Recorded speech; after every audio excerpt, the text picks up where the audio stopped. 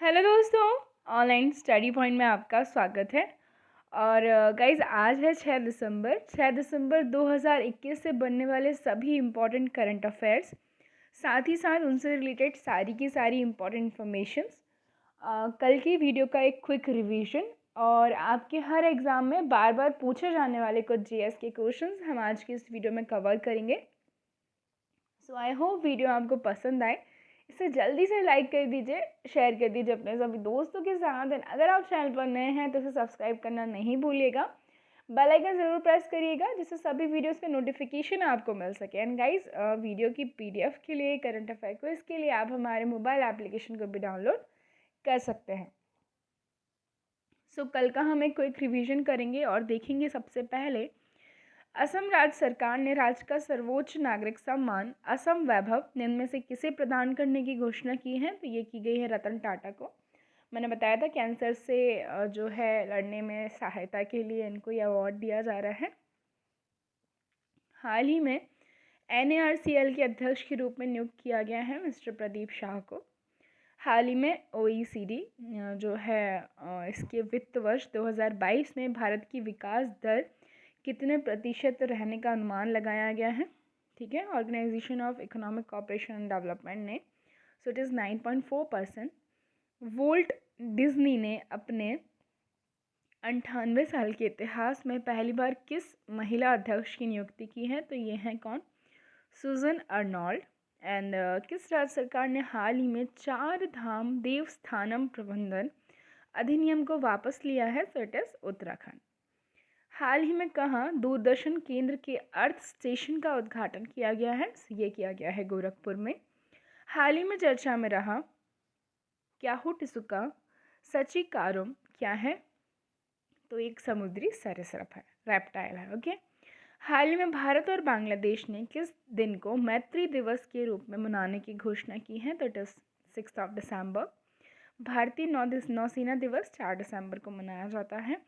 और हाल ही में जारी 10वीं वार्षिक विश्व सहकारी मॉनिटर रिपोर्ट में कौन सी कंपनी पहले स्थान पर रही है। ओके, तो इट इज़ भारत किसान उर्वरक सहकारी लिमिटेड। और शुरू करेंगे वीडियो आज की 6 दिसंबर के करंट अफेयर्स का। पहला क्वेश्चन देखेंगे, विश्व मृदा दिवस यानी कि वर्ल्ड सॉइल डे। सो विश्व मृदा दिवस किस दिन मनाया जाता है। The world soil day is observed on which date और विच डे। ये मनाया जाता है 5 दिसंबर का। ठीक है, 4 दिसंबर हम ऑलरेडी डिस्कस करके आए हैं। इंडियन नेवी डे मनाया जाता है 4 दिसंबर को। और 5 दिसंबर को विश्व मृदा दिवस।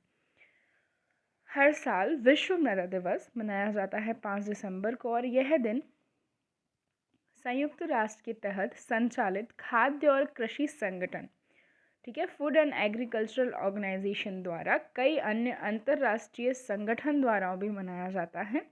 अंतर्राष्ट्रीय मृदा विज्ञान संघ ने 5 दिसंबर को विश्व मृदा दिवस मनाने की सिफारिश की है। और थाईलैंड के नेतृत्व में FAO यानी कि फूड एंड एग्रीकल्चरल ऑर्गेनाइजेशन ने विश्व मृदा दिवस की औपचारिक स्थापना का समर्थन किया है। और पहला मृदा दिवस मनाया गया था 2014 में। ठीक है, और यहाँ पर जिक्र आया है FAO का, world food and agriculture organisation जो है, इसका हेडक्वार्टर रोम इटली में स्थित है। कहाँ पर है? रोम इटली में। ओके। सेकंड क्वेश्चन देखेंगे, हाल ही में किस देश से 80 राफेल लड़ाकू विमान खरीदे हैं।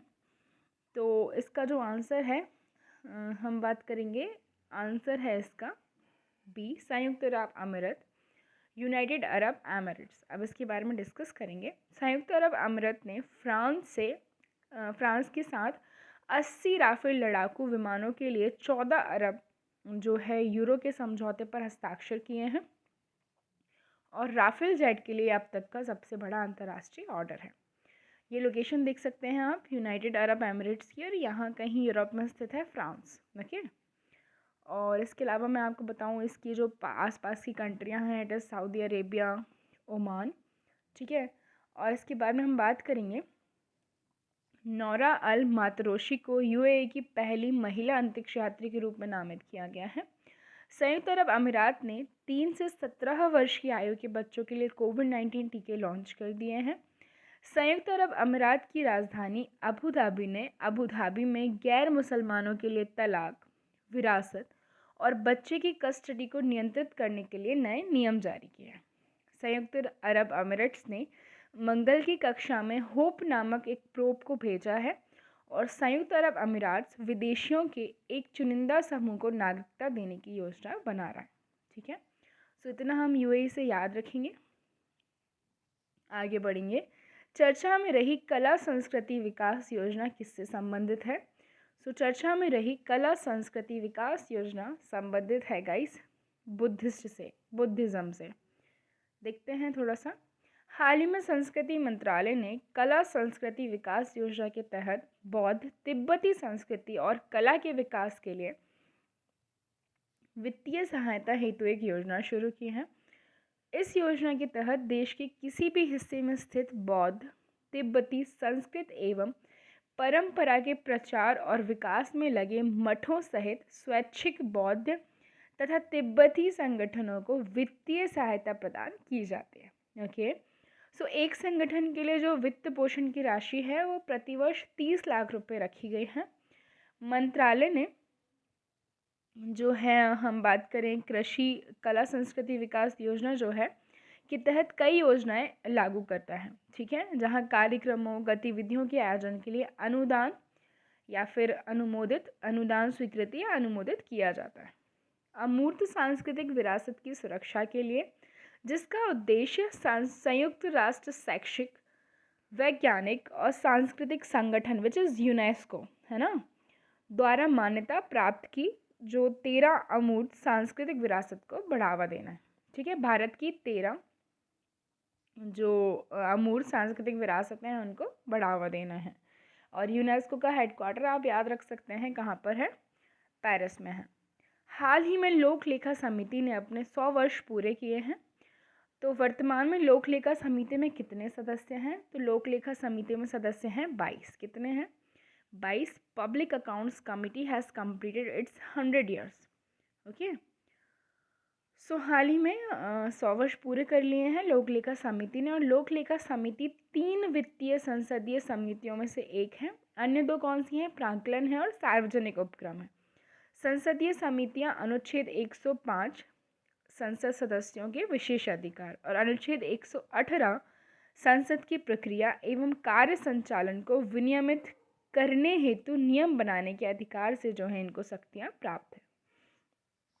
लोक लेखा समिति लोक लेखा समिति को वर्ष 1921 में भारत सरकार अधिनियम 1919 के माध्यम से गठित किया गया था, जिसे मॉनफोर्ड सुधार भी कहा जाता है। मॉन्टेग्यू चैम्सफोर्ड सुधार या रिफॉर्म्स इसे कहा जाता है।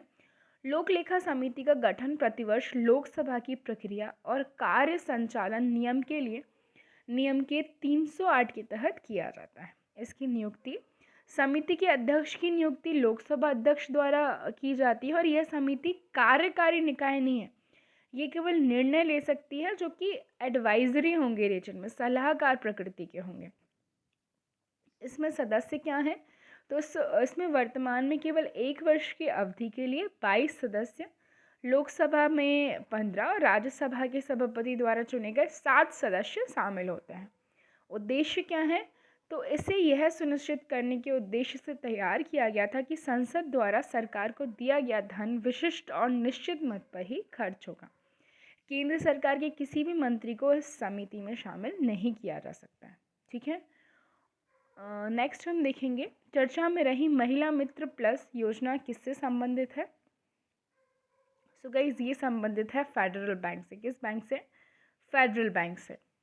निजी क्षेत्र के ऋणदाता फेडरल बैंक ने महिलाओं के लिए एक सुविधा संपन्न बचत बैंक प्रोडक्ट लॉन्च किया है। बचत योजना को महिला मित्र प्लस नाम दिया गया है और यह सुविधाओं का एक क्यूरेटेड सेट प्रदान करता है, जिसे महिलाओं के लिए वित्तीय योजना और निवेश को आसान बनाने के लिए जो है डिज़ाइन किया गया है।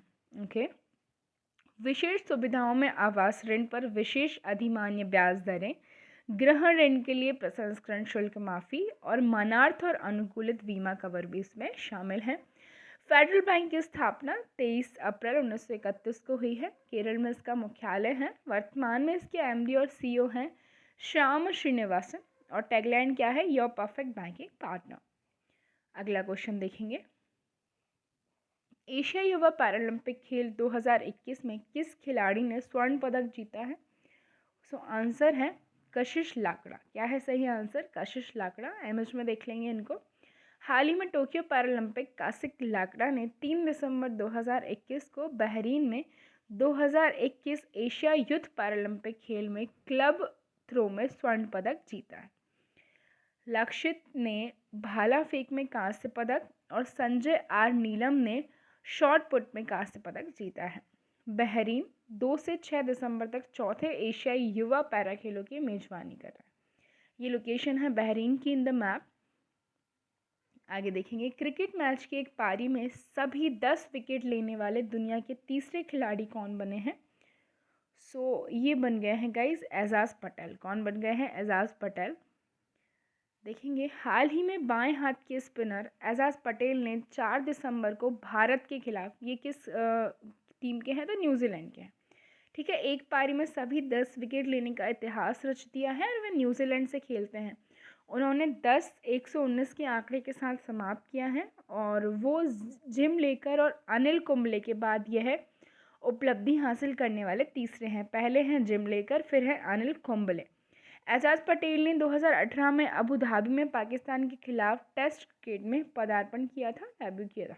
ठीक है, हाल ही में किसे badminton world federation mail player of the year 2021 के रूप में नामित किया गया है?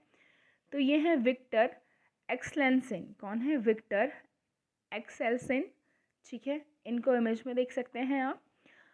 हाल ही में डेनमार्क के विक्टर एक्सेल्सन और ताइवान की ताई त्सुंग यिंग को क्रमशः जो है हम बात करेंगे पुरुष और महिला प्लेयर ऑफ द ईयर चुना गया है बैडमिंटन वर्ल्ड फेडरेशन के द्वारा। कुआलालंपुर मलेशिया स्थित बैडमिंटन वर्ल्ड फेडरेशन ने 3 दिसंबर को सभी जो इनके विजेता हैं उनको सम्मानित किया है। क्यूजिमो चीन पुरुष para badminton player of the year और लीनी रात्रि इंडोनेशिया को female para badminton player of the year चुना गया है। नेक्स्ट देखेंगे क्वेश्चन, स्पेसएक्स ने हाल ही में कितने उपग्रह लॉन्च किए हैं जिन्हें स्टारलिंक मेगा तारामंडल में शामिल किया जाएगा? सो इन्होंने 50 उपग्रह यानी कि 50 सैटेलाइट्स जो है लॉन्च किए हैं जिन्हें स्टारलिंक मेगा कॉन्स्टलेशन में जो है इंक्लूड किया जाएगा। स्पेसएक्स ने हाल ही में 50 उपग्रह जो है लॉन्च किए हैं जिन्हें इस स्टारलिंक मेगा तारामंडल में शामिल किया जाएगा और इन उपग्रह को फॉल्कन 9 रॉकेट पर लॉन्च किया गया है, जिसमें से ब्लैक स्काई ग्लोबल एक उपग्रह तारामंडल का निर्माण कर रहा है। स्पेसएक्स 6 मई 2002 को स्थापना हुई है, संस्थापक एलन मस्क है।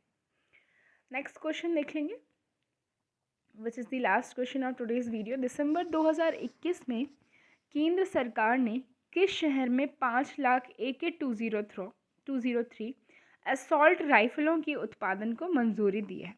इन December 2021, in which city the central government has approved the production of 5 lakh AK-203 assault rifles? सो उसका जो आंसर है वो है गाइज अमेठी उत्तर प्रदेश। क्या है सही आंसर? अमेठी उत्तर प्रदेश। हाल ही में देश में रक्षा निर्माण में आत्मनिर्भरता को बढ़ावा देने के लिए केंद्र ने उत्तर प्रदेश के कोरबा में 5 लाख से अधिक AK-203 असॉल्ट राइफलों के उत्पादन की योजना को मंजूरी दी है और इस कदम के साथ 7.62 by 39 mm calibre AK-203 rifles 3 दशक पहले शामिल इन सर्विस INSAS राइफल की जगह लेंगी और यह परियोजना Indo Russian rifles private limited नामक एक विशेष प्रयोजन के संयुक्त उद्यम द्वारा कार्यान्वित की जाएगी। लोकेशन देख सकते हैं आप यूपी की। इसके मुख्यमंत्री योगी आदित्यनाथ हैं, राज्यपाल श्रीमती आनंदीबेन पटेल हैं। स्थापना दिवस 26 जनवरी 1950।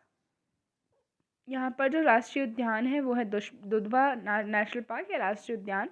लोकसभा सीट्स जो हैं वो 80 हैं, सारे देश में सबसे ज़्यादा हैं। विधानसभा सीट्स 403+1 है। अब कुछ GS के क्वेश्चंस देख लेंगे जो बार बार आपके एग्जाम्स में पूछे जाते हैं। सो पहला है अर्थशास्त्र के लेखक कौन है? सो गाइज अर्थशास्त्र के लेखक हैं चाणक्य, कौटिल्य। अब क्वेश्चन आता है किसके समकालीन थे, तो चंद्रगुप्त मौर्य के, ठीक है। और इन्हीं की सहायता से चंद्रगुप्त मौर्य ने नंद डायनेस्टी को हरा करके मौर्य डायनेस्टी इस्टेब्लिश की थी and the last ruler was Gananand, है ना। नेक्स्ट देखेंगे विवेकानंद स्मारक कहाँ स्थापित है, तो इट इज इन दी कन्याकुमारी, ठीक है। हिंदू नेपोलियन कहा जाता है विवेकानंद जी को। दक्षेस यानी कि SAARC, South Asian Association for Regional Cooperation का मुख्यालय काठमांडू, नेपाल में है। नेक्स्ट देखेंगे विश्व में अभ्रक का सर्वाधिक जो उत्पादन होता है वो कहाँ होता है, तो ये हमारे देश भारत में होता है। अभ्रक मतलब होता है मिका। ग्रांड ट्रंक रोड किसने बनवाया था, तो ये बनवाया था शेरशाह सूरी ने। बट आप कुछ चीज़ें मैं आपको बता देती हूँ जो आपको याद रखना है। चंद्रगुप्त मौर्य ने एक रोड बनवाया था जिसे कहा जाता था उत्तर पथ। क्या कहा जाता था, उत्तर पथ।